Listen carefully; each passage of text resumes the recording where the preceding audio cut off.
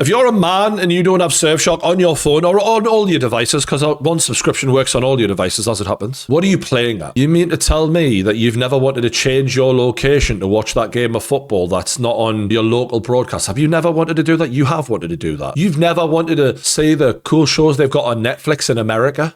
I'm sure you have. You've never wanted to watch a certain kind of fun content in the UK, but your government don't like it. Got to prove your identity just to have a bit of fucking alone time these days. Not anymore. Yeah, not with Surfshark. The gift that keeps on giving is what they've described it. By they, I mean me. Because it doesn't just do the fun stuff, it also protects you online. You want to log into public Wi-Fi and check your banking or check your emails without worrying about a data breach. It protects you. Surfshark encrypts your internet connection and keeps you completely safe. And getting this to work is so easy that even an idiot like me finds this so easy. Just one click of a button and I'm in America. Brilliant. And this product is so good that they've done a 30-day money-back guarantee if you're not satisfied, which you will be. Man. Every man should have this app. It should be a thing that we grade each other on. If you're in a bar and you see a mate and you got Surfshark and he goes, what? And you go, well, you haven't heard of it. What's wrong with you, like? Genuinely, where the fuck is this going? It is class, though. I'm not even lying. Like, it is absolutely class. And that is why you need to click the link in the description below and get your 4 months extra of Surfshark when you use our link, surfshark.com/Geordie. Get it sorted. Get on it now.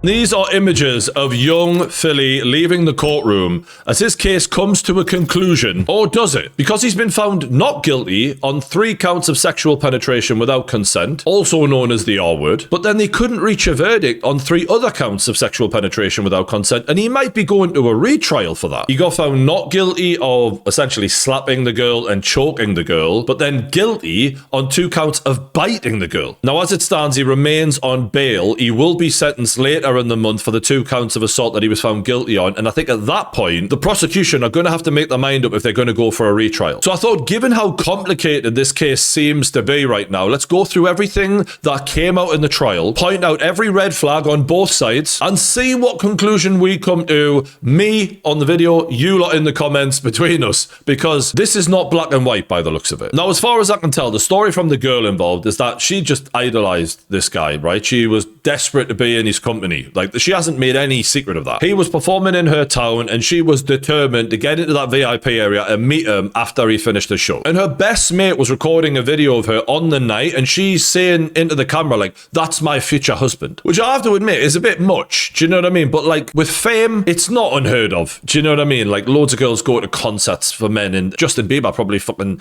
people say that 1,000,000 times a night. And I get it's kind of hard to picture this guy as Justin Bieber because I guess they're very different characters. But the point is it's not unheard of, is it? So she makes it into the VIP area and manages to get talking to him, and she claims at that point he puts his hand down the back of her pants and says, you're coming home with me tonight. She then claims she pulls his hand away from her arse only to have him then grope her breasts, and she's like, look, I'm not like that. To which he says, allegedly, that really shows your age. Now, the problem with this story is that the young Philly's lawyer brings out this video, I guess like on social media, maybe an Instagram story or something like that. And she's on video saying, young Philly touched me, not in a bad way, but in a good way, which completely contradicts the narrative that she'd built up of like she was uncomfortable. Like, when on the night she was saying how great it was. Does that mean she's a complete liar and that everything she's about to say in this story is a lie? No, but it shows she's willing to lie, and it shows that she was lying about the boundaries that she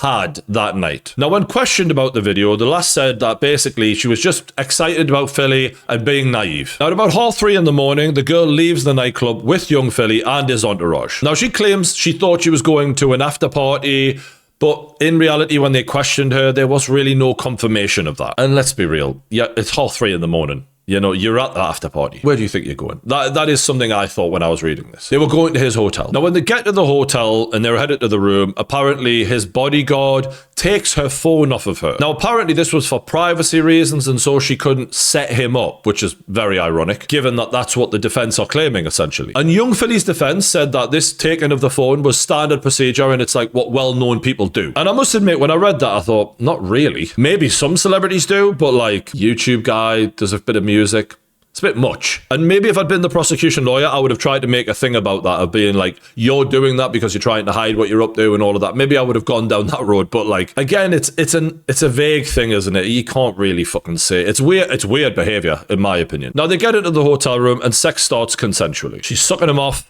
He's into it. She's into it. Everyone's having a good time, apparently. There was talk of her licking his arse, which I'm not even going to get into because there was a bit of dispute about that, apparently, in the courtroom. I'm like, fucking hell. What are we talking about here? At some point, he starts biting her. The neck, the cheek on her face, both breasts, and at least one bite that I read about broke the skin. When I'm reading this, I'm like, bro, like, now his defense is these were love bites, but I'm like, you've just met the girl and you're doing a love bite on her face the first night you meet a girl. That's just mental to me. And look, this was what he was found guilty of, it, and it broke the skin. There's photographs of it. It must have been quite extreme. Now, she also alleged he was choking her, she was struggling to breathe, she was struggling against him. When she'd struggled, he'd then give her a smack. She said he smacked her 4 times and it left her ringing in her ear. It was that powerful.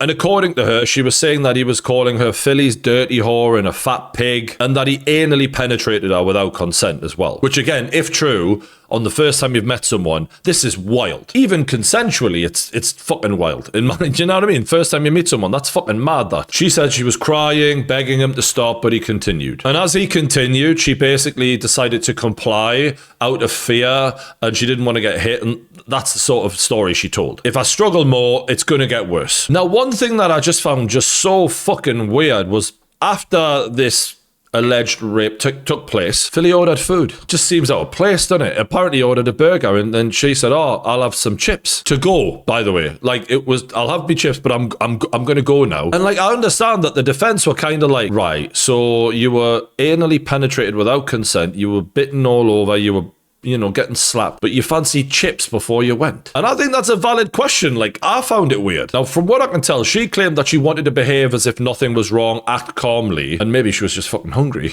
Like, and I'm trying to think, all right, what scenario here can this be understandable? And it's like, well, sometimes people are in shock. Sometimes people kind of don't really register what happened until a period of time later, like fully get what's gone on. Like, I've been in shock before, and it sometimes things can take a while to hit you. And like, I've heard from women who get approached by men on nights out where they're being like really aggressive and like they won't take no for an answer, and like sometimes you kind of just go along and be really friendly with someone and act like nothing's wrong even when you're fucking terrified. Like, I get that, and maybe that's what happened there. I don't know, obviously, but ordering chips at that point is weird. And apparently he didn't even order the chips. He just got himself a burger. He didn't even get her chips. And I'm sat there thinking, if this was consensual and he shagged her up the arse and didn't even get her any chips, I mean, that's not criminal, but it fucking should be. Jesus Christ, that. Fuck me, I'm sorry to make a joke, but I'm like, this is one of the strangest stories I've heard. Now, images of the injuries were shown in court, and I'll get into how the images came about in a bit, but there were 21 close-up images taken of her body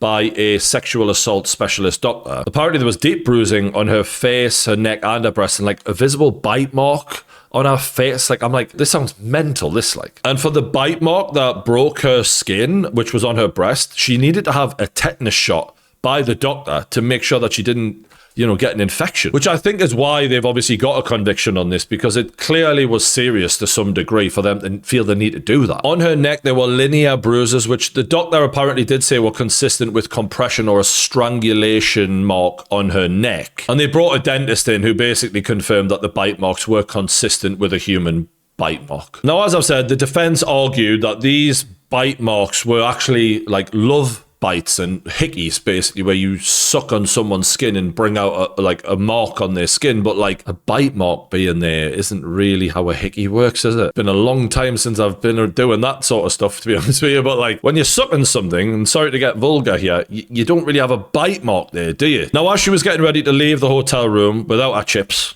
as I've mentioned, she overheard, allegedly, young Philly and a bodyguard having a conversation about the fact that he said she was basically shit in bed. Make of that what you will. They've denied that, the bodyguard and young Philly. They've said that never happened. And in fact, the security guard said she seemed absolutely fine on her way out and that she didn't look like there was any problems at all. Now, her auntie gave evidence of her coming to her house and basically her discovering the situation. Apparently, she had her face covered over, and when she revealed her face, her auntie was like, oh my God, what the fuck happened? Her auntie was crying, apparently. She was so upset at the state of her. And again, with the auntie and the bodyguard, you're kind of like, well, you are going to corroborate your side story, aren't you? But it's still interesting. And her auntie basically said, look, we're going to the police, we're going to the sexual assault centre, and we're going to do everything to get you checked out, which is where the photos were taken and where this all started, basically. Now, one thing that happened after she left the hotel, which I did think was a bit odd, was she messaged him on Instagram. And it wasn't just a message, it was what she said in the message, which was, I think I've left my key there at the hotel. Now, she claimed the reason she did that was that she was hoping that he would feel remorse for the situation and maybe give her some sort of an apology, or I don't know. But when the defense cross-examined her, they basically suggested, understandably, you're saying you've left your key because you wanted to go back to see him. And he didn't want to see her. Apparently he went, oh, well, you're just going to have to ring the hotel then. And that made me wonder, like, oh, did she feel rejected? Women out there, the dating game, one night stand, it's fucking brutal, right? I'm just taking the consent out of it for a second. Let's just say it was consensual. I just wondered at that point, did she feel like shit? He maybe didn't want to see her, and she had this thing in her head, like, we're going to get married one day, you know, all of that crap. No offense. And was this a act of revenge? Was this you've hurt me, now I'm going to fucking hurt you? Was it? I don't know. But that moment there and the way he treated her could have triggered that. I think it's important to acknowledge that that's a possibility. And again, that doesn't erase the fact that there was a bite mark on her, which I'm still fucking baffled by. But if you were to try and construct a narrative for her motivation as to why she would have concocted a false story, well, that right there could be the smoking gun. Should have been a lawyer. And in terms of her determination to get with him that night, the bar owner who was putting on the event, he corroborated that. He said she was on a mission. She was messaging the Instagram account of the bar, DMing them, trying to get the VIP, begging to get backstage. And that's a tricky one for me because it is a bit much. It's a lot, isn't it? Now, when the forensic scientist tested her, which was a couple of days, I think, after the alleged assault took place, he didn't find young Philly's DNA inside her, essentially. I don't think that's a big deal because they've both admitted we fucked. They've both admitted that. One interesting thing was that there was MDMA found in her system, which ecstasy, for those who don't know, they call it the love drug, right? And potentially that might explain why she was acting so over the top about him, because I've never taken this, but apparently it makes you really overdo the love. You know, I love this guy, I want to marry this guy, that sort of shit. And to be fair, it's not a great look for her in terms of the reliability of her account of that night. You were on drugs. That's never good for when you're giving evidence. Now, they brought a doctor in to testify, and the doctor described the injuries as significant and consistent with the history of assault that the woman gave. She didn't say that that proves the girl right. She just said it lines up with what she said. Now, when they got young Philly to testify, it was a pretty straightforward account from him. The vibes were good. She was game. She was consenting. She enjoyed it, is what he said. And he denied quite a lot of what she'd said. He denied putting his hand down her pants and squeezing her ass at the club. He denied the degrading words that she claimed he said. Obviously, he denied the sexual penetration without consent. He denied strangling her. He denied slapping her. He admitted that, obviously, there was love bites, but he said there was purely sexual, and that when she left, she was absolutely fine. Now, one of the things that was honed in on by the defense, understandably, was her obsession with him. This whole, we're going to get married. I think she was writing down that we're going to be like David and Victoria Beckham, which is mad, by the way, but okay. But I actually think that's quite fascinating because she didn't go from like, I don't know this guy, to all of a sudden claiming sexual assault. She went from like, oh my God, I love this guy, like he's the best, to sexual assault. Total and utter 180 that. And the more I think about it, the more I think that yes, there's a grey area in all of this, but there's two possible scenarios for her motivation to do that 180. There's her feeling used and rejected and like just tossed aside after he'd had his way with her. When he doesn't reply on the Instagram message like, yeah, I'll come and meet up and we'll get your keys and all of that. Maybe that really hurt her and she was like, fuck, like, I'm not going to be his wife. And maybe that provoked something inside of her to make these allegations. Or maybe she was totally and utterly convinced he was the man of her dreams, and what happened in that bedroom proved completely different, and that she is telling the truth. I will say that those words of how much he idolized him, they're not the words of someone who's like, I'm going to sabotage his entire career. It's not coming off like it was premeditated. But again, when your feelings are so built up and then all of a sudden you come crashing down, it can be very painful. But the thing I find confusing here, on the verdict of not guilty on sexual penetration without consent is the finding him guilty on the biting. If you're finding him guilty on biting and you're saying this wasn't a love bite and this was, you know, excessive force, and he broke her skin, okay, so there's reason to believe that, I get it. The logical conclusion would be if he did that against her will and he hurt her like that, at that point during the sex, that consent would have been revoked, in which case sexual penetration without consent. So to give one and not the other, I find strange. I find it strange to believe part of the story and not the rest of the story. Do you know what I mean? And I get it. Like these kind of cases, proving them, getting a conviction, it's very hard. You know, they literally were only able to say guilty on the biting so far, and they couldn't agree on the other, and maybe that's why they couldn't agree, to be fair, on the other counts of sexual penetration without consent, because she clearly gave consent at one point, but then the injuries would suggest that like something went wrong there. And then it's a question of what can you prove beyond a reasonable doubt, and that makes things really difficult. And look, I'm usually inclined to believe the person who's got the injuries, who's saying, you know, you haven't got any injuries, I've got the injuries. Usually that's the person to believe in a situation like this. But I do have to acknowledge, is it possible that there's been some dishonesty here on both sides? Yeah, it is possible. And I think it's going to be really interesting to see if the prosecution go for the retrial on the counts that the jury couldn't make their mind up on. How confident are they? Is this worth the time and the money and all the shit it's going to take for them to go back through this again? When ultimately, they did get a guilty verdict. It just wasn't for the entire thing. And what makes this even more interesting is that this apparently is not the only allegation against young Philly. Apparently, in the summer before this allegation in Australia, he was performing in Magaluf around 1 to 3 months before this, and there's been a completely separate sexual assault allegation in Magaluf. The girl apparently is around 20 years old. She come home after a holiday to the UK and then went to the police in the UK, and they said, well, take it up with the cops in Magaluf. And the only details I've been able to come across is apparently she went back to a hotel room with one of his friends. They had consensual sex. The friend left the room as Philly was coming into the room, and then that's where she alleged that he forced himself on her. Now, obviously, he might be innocent of that. We have to accept that that is a possibility, but when you combine the two scenarios, it's not looking good, is it? But look, I've tried to be as fair and as honest as I can be about the scenario here and trying to paint, you know, all the possibilities and see where the unusual things stand out on both sides. It is a complicated one, this, and let me know what you think in the comments below. Like, what side of the road do you stand on? Is he completely innocent, completely guilty of some of it? What do you make of this? I really appreciate all of your comments, and especially when you go in depth on your analysis, I really appreciate it. And big thanks for all the support you lot have given me lately on the channel. Big love. If you haven't already, hit the like button, subscribe to the True Geordie YouTube channel. I'll see you on the next one.